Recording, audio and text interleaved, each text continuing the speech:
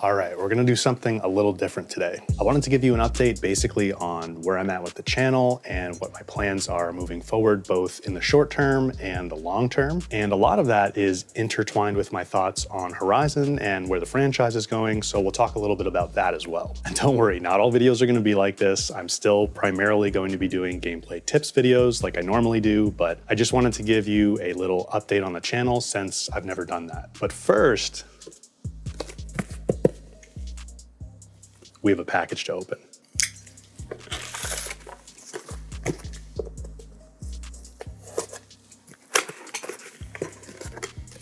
All right, let's see this.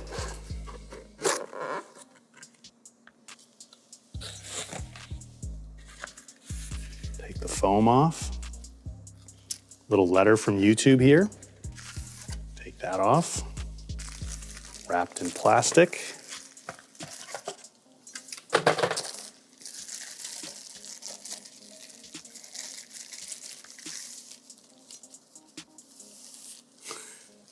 There it is.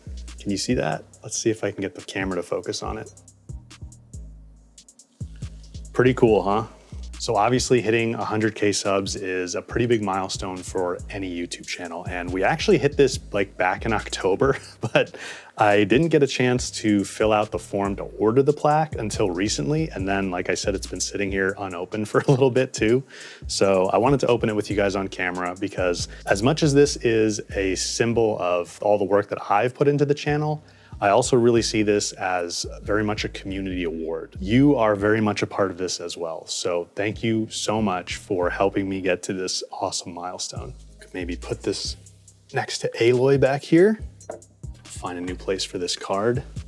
That's pretty good for now. So we hit 100K in pretty much exactly 3 years, which is pretty good. It's definitely faster than I thought it would happen when I first started out. And anyone who does YouTube knows that this is not the end. It's an awesome achievement, don't get me wrong, but it doesn't necessarily mean you've like made it huge or something like that. But it is really cool, and I'm very grateful to you for being a part of getting here. I know it's very cliche to say, but it's also very true that none of this works if you guys don't show up to watch videos, hang out in the streams, hang out on Discord, and just be a part of the community. So thank you for doing all of that. And I did have a few specific people that I wanted to mention. First and foremost is definitely my wife. She's been super supportive this whole time and very generous with being cool with me, spending so much time working on the channel. Plus, she's very busy herself getting her PhD. So we have very limited time to spend together, and me doing YouTube cuts into a lot of time that we otherwise would spend together. So she's just been super supportive and understanding through this whole thing, and she deserves a ton of credit. Another person that deserves a ton of credit is my editor, Ali. Ali's been editing most of my videos for about 2 years now, and not only is he a fantastic editor and a huge help to me, but he's also been an awesome friend. So Ali, brother, thank you for everything you've done to help me. And another group of people who have helped me a ton are my awesome mods. Twinge, High Kick, Unleash, VB, Justin, and Phosphorus. I can't tell you guys how much I appreciate all the time that you volunteer to help out running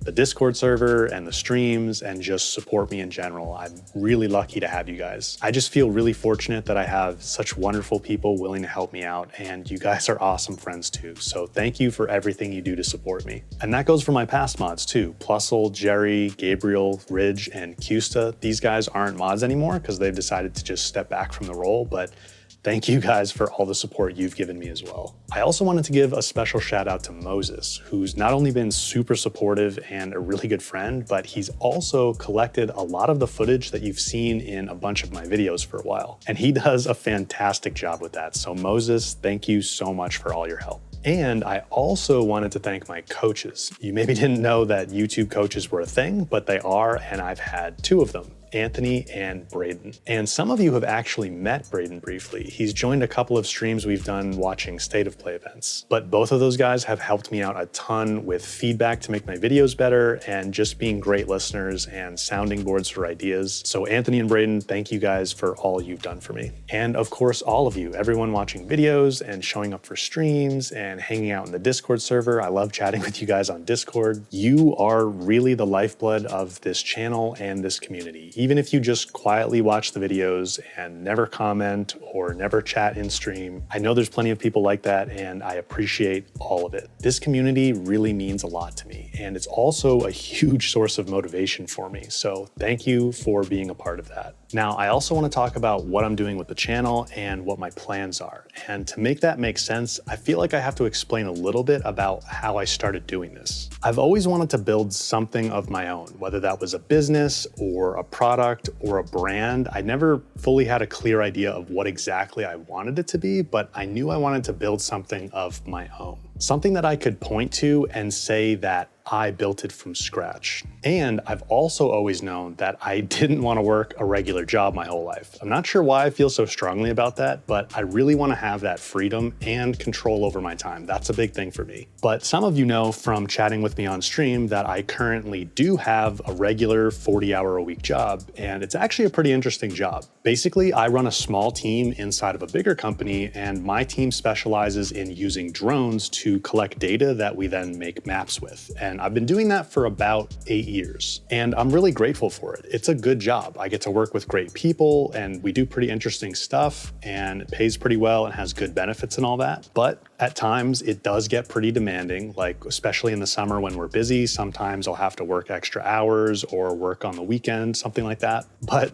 the bigger thing is kind of just that it's a regular job. I know that might sound kind of weird, but freedom is a really big thing for me, and I just really want to be able to work on and devote my energy and time to whatever it is that I want to do. And also, my job isn't particularly creative, and somewhere along the way, I figured out that that's pretty important to me, and I don't currently get that creativity from my job. So that's the overall idea of why I've wanted to do something like YouTube for a long time. And I've always loved gaming. So the idea of a gaming channel or streaming full-time has been floating around in my head for quite a while, actually. But discovering Horizon is definitely what put me over the edge. When I first played Zero Dawn, I just fell in love with that game at a level that I had never loved a game before. I actually only played Zero Dawn for the first time in 2021, like a little bit after its PC release, and it was kind of a period where I had a lot going on before that in my life, and we had moved across the country, and so I was just getting back into gaming after a while. But when I played Zero Dawn, I just fell in love with that game. And then of course, at some point, I learned that Forbidden West was coming, so I was like, okay, this is it. I'm gonna start a YouTube channel and I'm gonna cover the new Horizon game. And I was actually pretty strategic about the whole thing. I had already done a lot of research on what you need to do to be successful on YouTube, so I knew I needed to figure out the mechanics of how to make videos, good videos, and then also start building at least a little bit of a Horizon audience. And I also wanted to try to get monetized before Forbidden West came out. So I was like, okay, I'm gonna make high quality videos for Zero Dawn, and hopefully some crazy people like me who are still playing the game like 4 years after its launch will watch them. And that was the original Master Machine Hunting series. Those videos were basically me trying to like build a runway for myself. And that plan worked pretty well, I think. Of course, my early Forbidden West videos weren't going to get as many views as much bigger channels that had been around much longer, but they did pretty well for the size of my channel at the time. And what was even more surprising to me and really rewarding was how fast we built this community, way faster than I thought it would be possible. And then I covered God of War Ragnarok and Hogwarts Legacy and the Burning Shores DLC and a bunch of other games, and here we are today. So in a lot of ways, the channel has been more successful more quickly than I ever thought it could be, which is awesome. But it's definitely been challenging, and that's another big part of this that I wanted to talk with you about. Like I mentioned, I still have my normal job, so I do YouTube on top of that and family and everything else. So if you put together all the time that I spend on my regular job and on YouTube, it's definitely at least 60 hours every week, and it probably averages more like 70, and there's been plenty of times where it's like 80 or more. And I'm fully aware that I'm choosing to do that. I'm not saying you should feel bad for me or anything like that, but it does get pretty exhausting sometimes. Now, you might be surprised that I'm not already full-time on YouTube with the channel being past 100K subs. I think people very often view that 100K threshold as like you're now a big YouTuber or you've made it and you're making a bunch of money or something like that. But the thing is, YouTube doesn't pay you anything for subscribers. YouTube only pays you for views. And contrary to what most people believe, the number of subscribers you have is not a good indicator of how many views you're gonna get. at all. Now, I'm not saying the channel isn't generating a lot of views. In fact, over the past year or so, it's averaged a little over 1 million views a month, which is pretty solid for where we're at. But for it to generate enough money for me to feel comfortable to leave my job, I'm figuring it'd need to be about double that. Somewhere around 2 million views per month is my threshold for going full-time, and I'd need to feel comfortable that it would maintain that average over a long time period, because it does fluctuate quite a bit. Now, I'm sure there are people who could go full-time before that. In fact, I know some people who have, but I feel that's what I need to be comfortable going full-time with my goals and my life situation. For example, my wife doesn't work at the moment. She's finishing her PhD, so right now I'm our only income source, and that's a big factor. So of course, the question is, how do I get to that 2 million views per month threshold? And that brings me back to Horizon. I've covered lots of other games on the channel, and we will do a bunch more. Like, we're gonna dive into Monster Hunter Wild soon, and then we've got AC Shadows after that. And I'm really interested in Claire Obscure Expedition 33 in April, and then at some point this year, we're gonna get Ghost of Yote, which I'm definitely excited for. And there's a bunch of other great games coming this year, and honestly, probably next year too. But let me tell you a secret. I like Horizon the best. I just love making Horizon videos. It's not that I don't enjoy other games, I do, but I just like Horizon best. And if I could only make Horizon videos and make the channel work, I would do that. And some of you would actually probably like that. But the problem is, it just wouldn't generate enough views to make going full-time possible, at least not right now. And that's why I'm interested in the Horizon Online project. I could continue doing what I'm doing now and jumping from major game to major game and covering them as they come. And there are channels that do that. You guys are probably familiar with Joraptor and Craze Gaming, and they do that and they make it work. And this is not a knock on those guys at all. But if you drill down on the numbers for channels like that, they don't even come close to channels that just cover one big game.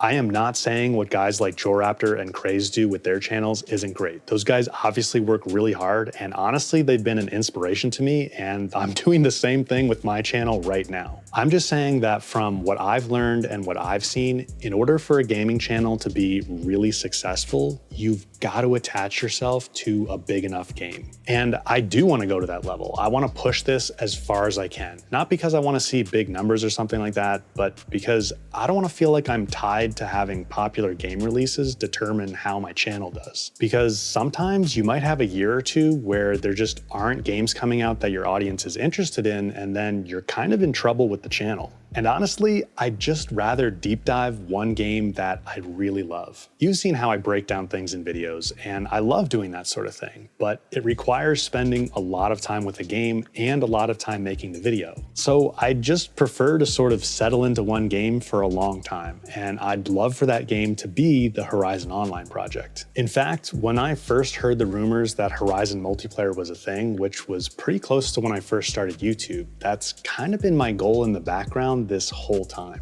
Just like those first machine hunting videos for Zero Dawn were me laying the foundation for growth with Forbidden West, pretty much everything I've done since then is me trying to build a wider foundation and position myself as best I can to grow to the next level with the online project. Now, I totally realize I'm putting a ton of eggs in one basket, pinning my hopes on this online project. I'm very aware of that. The online project could flop, and this whole plan could just go out the window. But that's a risk I'm willing to take right now. I'm willing to make that play and see how it goes, and if it doesn't work out, then I'll figure out what I do from there. Whether that means continuing what I'm doing right now, jumping from game to game, or something totally different, I'm not sure yet. I feel like I can't really figure that out until I see if the online project will be a success or not. So it is kind of a bummer that we didn't get to see it at the State of Play the other day. I think that almost certainly means that we won't see it until late May or early June at the next regular State of Play, or maybe at Summer Game Fest. Which means the earliest release, I think, is probably late this year, and that very well could be like an early access or beta period, which I think they totally should do,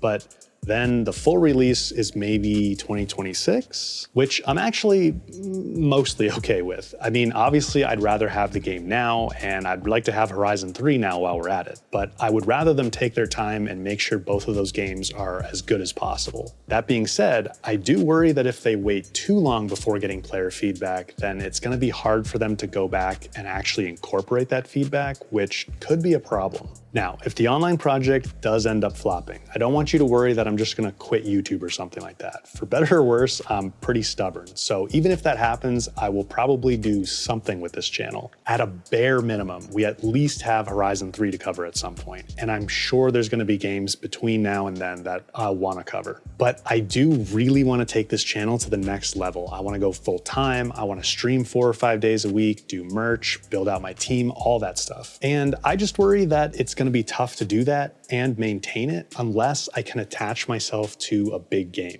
It would honestly be a dream if that could be an awesome Horizon live service game that we all enjoy for years to come. I would love that. So hopefully we see it soon and we can get an idea of whether it's gonna be big or not. And if not, then I'll figure out where we go from there. If you made it this far, thanks for sticking it out for the whole video. And again, I really appreciate you being a part of this with me. So thank you, and I'll catch you in the next one.